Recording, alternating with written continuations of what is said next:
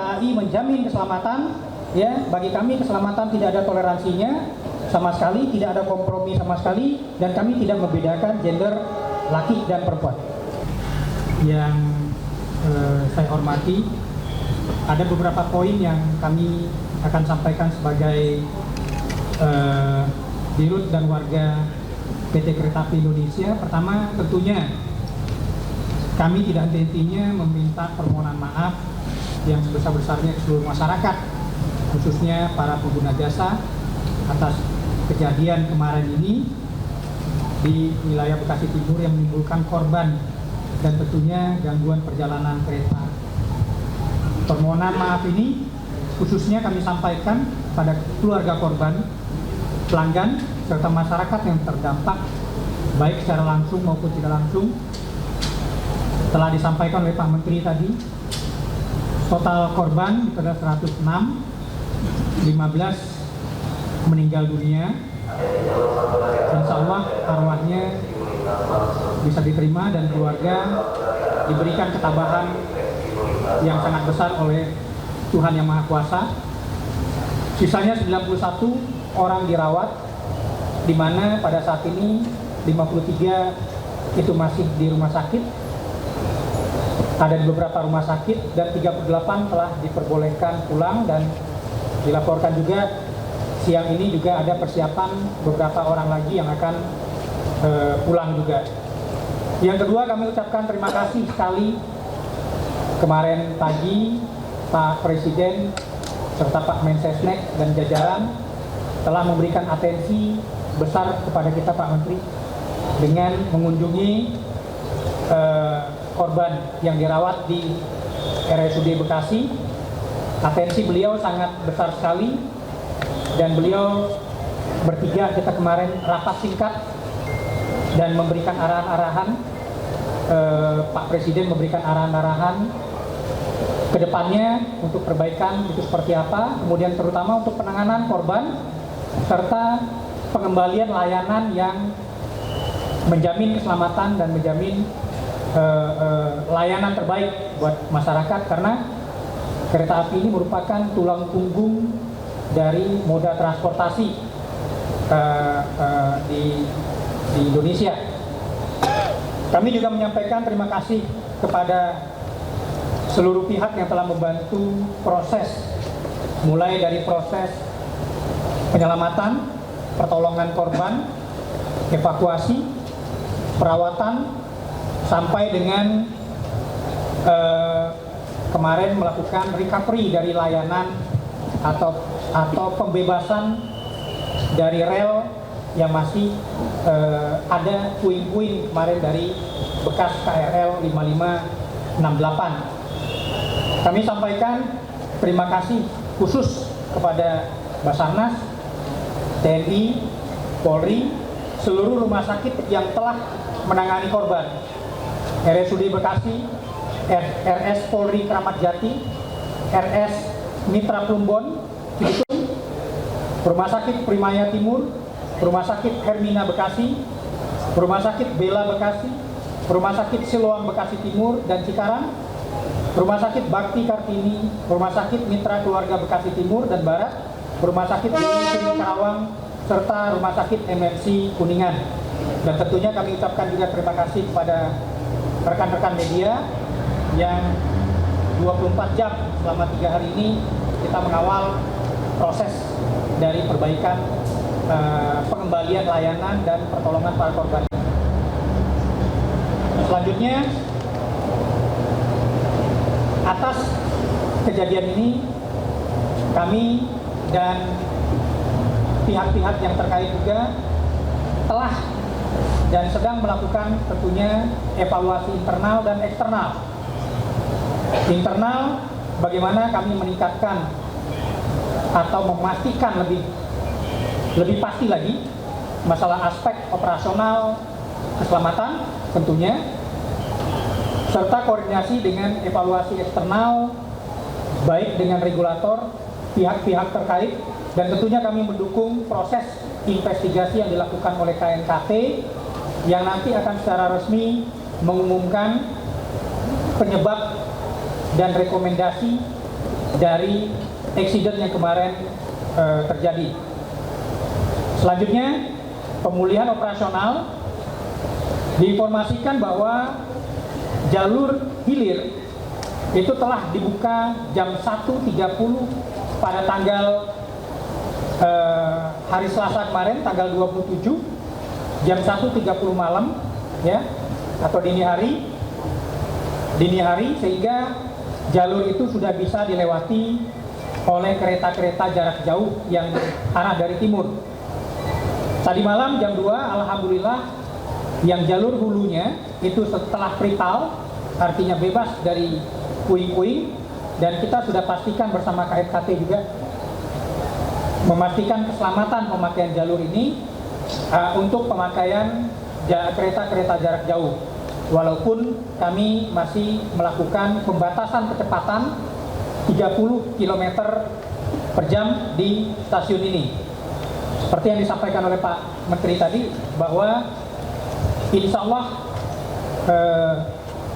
siang nanti kita akan mulai membuka kembali layanan KRL kita, Cikarang Line, yang akan beroperasi dan berfrekuensi sama dengan sebelumnya. Kami perlu menegaskan juga bahwa keselamatan adalah prioritas utama kami. Kami tidak ada toleransi sama sekali pun untuk melanggar atau menurunkan tingkat keselamatan dari para pelanggan pengguna jasa dari PT Kereta Api Indonesia, baik itu gendernya laki-laki maupun gendernya perempuan. Tentunya kami terus berkomitmen menjaga kualitas pelayanan kepada pelanggan, baik selama masa pemulihan maupun setelah masa pemulihan ini. Dalam masa pemulihan kami membuka 2 posko tanggap, ya. Itu satu adalah di Bekasi Timur ini, stasiun Bekasi Timur ini, dan satu lagi di Gambir selama 14 hari ke depan. Selanjutnya kami sampaikan lagi permohonan maaf yang sebesar-besarnya atas kejadian ini, dan kami terus berkomitmen untuk melakukan peningkatan, perbaikan agar kejadian serupa tidak terulang di masa depan. Demikian beberapa poin yang bisa kami sampaikan. Pak, kenapa bangkai gerbong itu belum dipindahkan dulu, Pak? Itu kita lakukan bertahap, ya. Kemarin perlu kita sampaikan bahwa kita melakukan evakuasi dari penumpang itu selama hampir 10 jam, ya. Kemudian setelah itu baru kita bisa melakukan penarikan dari gerbong, dari lokomotif yang ada di dalam KRL kemarin itu, ya. Setelah itu kita baru bisa mulai melakukan evakuasi dari bangkai KRL itu mulai dari jam siang kemarin, jam 12 sampai jam 1, ya. Sehingga untuk prosesnya kita akan melakukan bertahap, dan pada saat ini sudah dapat clearance dari KNKT bahwa jalur itu sudah bisa dilakukan dengan catatan pembatasan kecepatan. Bapak izin Pak, panel dari Detikom Pak, ada 2 pertanyaan Pak. Yang pertama untuk Pak Menko, Pak Diti. Pak, kemarin kan ada sidak dari Kemenko terhadap pool dari Green SM Pak. Nah itu sejauh ini hasilnya seperti apa? Kemudian yang kedua untuk Pak Bobi izin. Kemarin sempat viral juga ramai ada pengakuan dari asisten masinis dari Argo Bromo Anggrek yang menyebut adanya perubahan sinyal lampu, dan itu viral di media sosial Pak. Nah ini mungkin boleh ada penjelasankah dari KAI Pak, dari pernyataan itu? Oke, baik, pas dari detik.com bahwa memang dapat kami sampaikan kemarin kami sudah mulai melakukan audit investigasi kepada perusahaan taksi hijau yang kemarin terlibat dalam kecelakaan, khususnya di pool di mana taksi tersebut base atau ditempatkan. Jadi audit investigasi yang kami lakukan meliputi seluruh aspek, baik itu aspek operasional, aspek teknis, kemudian juga sumber daya manusia, dan ini masih berlangsung. Kami ingin memastikan betul bagaimana perusahaan tersebut dalam memberikan layanan kepada publik, apakah mematuhi kaidah-kaidah keselamatan khususnya dan juga kaidah-kaidah operasional sebagai perusahaan taksi yang beroperasi untuk umum. Jadi kami minta kesabarannya dan kami akan mengupdate kepada rekan-rekan media hasil dari audit investigasi tersebut. Yang perlu kami sampaikan bahwa kami tidak akan segan-segan melakukan penindakan apabila ditemukan pelanggaran-pelanggaran yang cukup serius. Demikian. Ya, tentunya seperti yang saya sampaikan sebelumnya adalah kita mendukung penuh investigasi yang sedang dan akan dilakukan oleh KNKT, dan tentunya kita juga akan mematuhi dan akan mengikuti semua rekomendasi yang akan dilakukan oleh KNKT. Untuk sementara itu yang bisa saya jawab. Izin kalau perlintasan sebidang itu dari 2024 sampai sekarang apakah semakin berkurang atau tidak? Apakah ada penambahan jalur nanti ke depannya? Ya, perlintasan sebidang ini pada saat ini kami dengan Kementerian Perhubungan, dalam hal ini Dirjen Kereta Api, itu melakukan penertiban yang sangat ketat sekali. Ya, tapi tentunya kami mengharapkan dukungan dari masyarakat juga dalam dua hal. Satu adalah tidak membuat perlintasan liar lagi. Saya ulangi, tidak membuat perlintasan liar lagi. Ketika membuat perlintasan liar ini, maka satu, menghalangi visibility dari masinis kami. Yang kedua, seperti yang kita ketahui, ya, perlintasan yang resmi dan yang dipasang peralatan itu tidak hanya simple hanya pakai portal, itu ada alat sensor di dalamnya. Itu yang pertama kami minta dari masyarakat. Yang kedua, jika ada perlintasan-perlintasan yang sudah dijaga, sudah dipasang alatnya, jangan dilanggar. Yang ditutup, yang kami sudah tutup karena tidak memenuhi syarat-syarat keselamatan, mohon jangan dibuka lagi. Mohon jangan dibuka lagi. Pak, satu lagi apakah yang masalah perlintasan itu, ini kan kita lihat di lokasi terjadi titik itu kan Ampera tepatnya dan juga Bulak Kapal ini kan masih ada lintasan-lintasan yang cukup besar seperti itu Pak, dan dilalui masyarakat 24 jam. Itu masih terlihat menggunakan cara tradisional, tidak ada palang Pak sampai sekarang. Itu seperti apa Pak? Kami sudah mendapatkan arahan kemarin berdua dengan Pak Menteri dari Presiden langsung bahwa dari 1.800 perlintasan yang kita identifikasi jenisnya seperti ini, itu akan kami lakukan peningkatan atau pemenuhan syarat-syarat dari keselamatan, baik itu dalam memasang flyover atau memasang palang pintu yang bersistem, yang ada sistemnya. Pak, ini kan sebetulnya banyak dikelola oleh masyarakat sekitar juga. Apakah mungkin akan melakukan intervensi langsung untuk pendekatan kepada masyarakat sekitar yang mengelola perlintasan tanpa portal itu? Untuk keselamatan tidak ada kompromi, seperti yang saya sampaikan tadi. Tidak ada toleransi, tidak ada kompromi. Kita sudah lihat sedikit saja aspek keselamatan terganggu, sedemikian banyak korban yang berjatuhan. Maka kami hanya akan melihat dengan Pak Dirjen KA juga, kami hanya akan melihat memenuhi persyaratan apa tidak. Jika tidak memenuhi persyaratan, maka kami akan tutup. Pak, kemarin kan ada usulan Menteri PPA bahwa gerbong perempuan akan dipindah. Ini bagaimana tanggapan dari KAI, Pak? Seperti yang saya sampaikan tadi, KAI menjamin keselamatan. Ya, bagi kami keselamatan tidak ada toleransinya sama sekali, tidak ada kompromi sama sekali, dan kami tidak membedakan gender laki dan perempuan.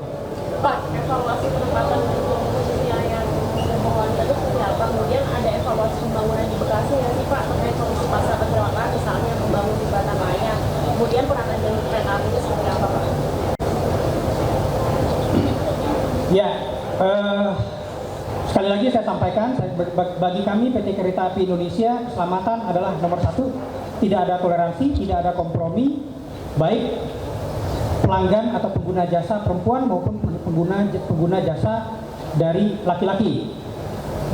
Tentang penempatan laki dan perempuan itu hanya untuk kenyamanan atau kemudahan saja.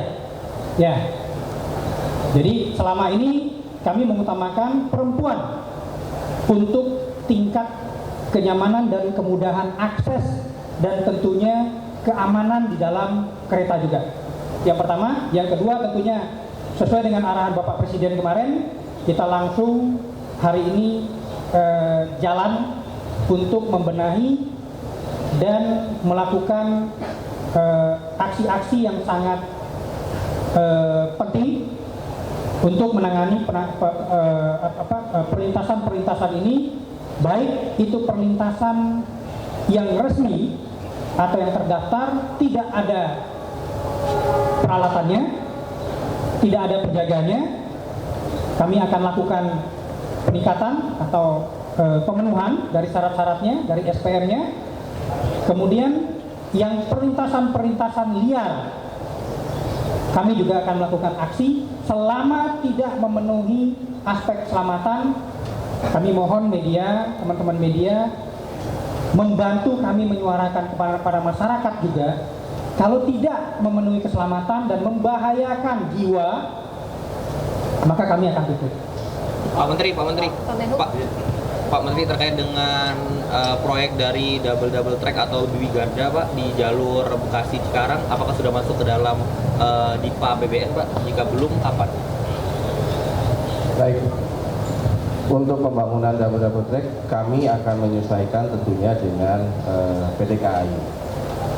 Ada yang menjadi investasi dari PT KAI dan juga ada yang menjadi bagian dari program pemerintah. Ke depan dapat bisa saya sampaikan kepada teman-teman bahwa Kementerian Perhubungan akan menyerahkan pengelolaan prasarana kepada PT KAI, sehingga Kementerian Perhubungan hanya menjadi regulator. Jadi ini perubahan ini akan juga mempengaruhi pola atau perencanaan daripada PT KAI, termasuk diantaranya adalah pembangunan double track tersebut. Jadi ini akan kita sesuaikan lagi dengan kondisi yang terbaru bahwa prasarana akan diserahkan seluruhnya kepada PT KAI. Ya. Pak Menhub, terkait yang lagi viral di media sosial bahwasanya ini kan menjelaskan si taksi hijau ini sebenarnya dari awal adalah produk cacat, Pak Menhub.